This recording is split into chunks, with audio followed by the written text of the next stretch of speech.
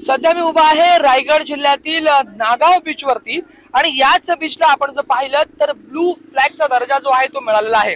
एकंदरीत आपण जर पाहिलं तर ब्लू फ्लॅगचा दर्जा म्हणजेच देशातले जे सुरक्षित बीचेस असतात त्याला ब्लू फ्लॅगचा दर्जा मिळतो आणि त्याच कारणास्तव पर्यटकांची जी वाढ आहे ती देखील या बीचेसवर होत असते आणि सर्वात सुरक्षित बीच म्हणून त्या बीचेसची ओळख असते।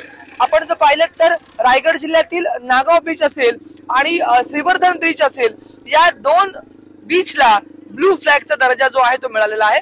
एकंदरीत आपण जर पाहिलं तर यामुळे पर्यटकांच्या मनामध्ये आनंदाचं वातावरण आहे आणि आता देशाच्या पर्यटकांबरोबरच जगातील पर्यटक देखील या बीचेसला आता भेट देणार का हेच खरं पाहावं लागणार आहे आणि ब्लू फ्लॅगचा दर्जा मिळाल्या कारणास्तव रायगड जिल्ह्यातीलच नव्हे तर संपूर्ण महाराष्ट्रातील पर्यटक जे आहेत ते आनंदित आहेत।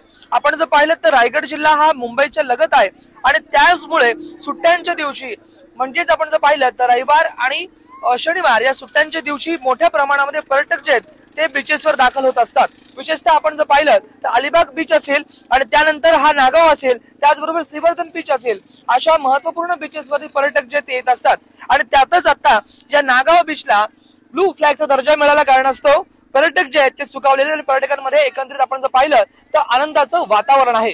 राज वैशंपायन TV9 मराठी नागाव रायगड।